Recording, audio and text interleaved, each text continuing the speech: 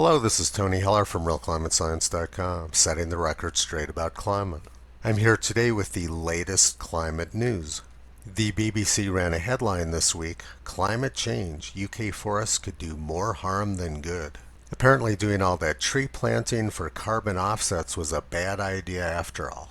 The news out of Hawaii this week is that CO2 levels hit an all-time high of 418 parts per million. The world has been living out the Green New Deal for the past month, with airplane travel and automobile travel essentially shut down. Yet CO2 levels have risen to an all-time high. It's almost like atmospheric carbon dioxide levels aren't controlled by government actions. This chart shows atmospheric CO2 levels since 1960. I've annotated on it the dates of the various government climate agreements. It's pretty obvious that they have no effect on the amount of carbon dioxide in the atmosphere. Meanwhile, experts say that the poles are melting 6 times faster than during the 1990s. I wonder why they chose the 1990s for their start date.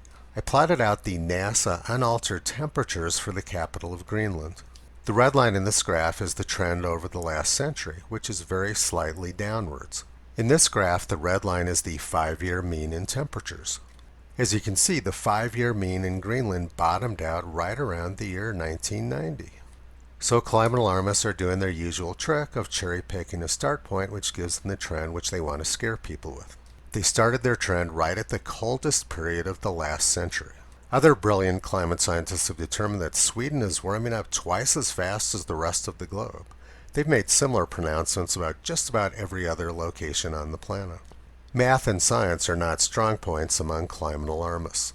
Meanwhile, a new study says that unchecked global warming could collapse whole ecosystems, maybe within 10 years. And 30 years ago, the United Nations said essentially the same thing.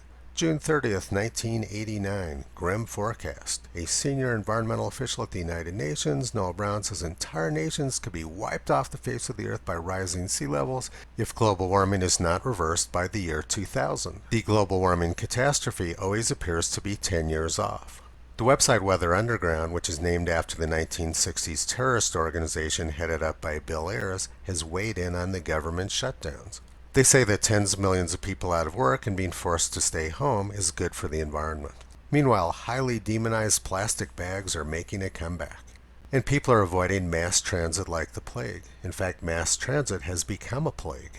A few weeks ago, many progressives here in Boulder were planning on saving the planet, and now they're too afraid to go to the grocery store. And just when I thought Boulder County progressives couldn't possibly get any more unethical, this news is out of the city of Broomfield, Colorado.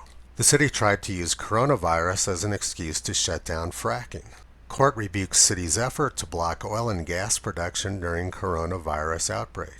The judge said that Broomfield can't use a public health emergency to target businesses that it doesn't favor.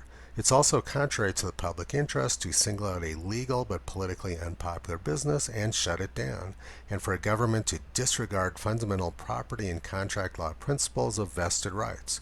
He then sharply rebuked Broomfield's motivation for attempting to block the production. The evidence also suggests that Broomfield is using its police powers in bad faith to shut down extractions operations, not because they pose any health risk, but because they are unpopular, he continued. Boulder County progressives use their cars to walk their dogs, go skiing, go hiking, go for bike rides. I've never seen any group of people more in love with their cars. Yet they don't seem to understand that oil production is essential to keep their cars operating. Toto's business is exposing crazy, and business is booming. Visit Toto on the web at realclimatescience.com. He's been pulling back the curtain on junk science and propaganda for a long time.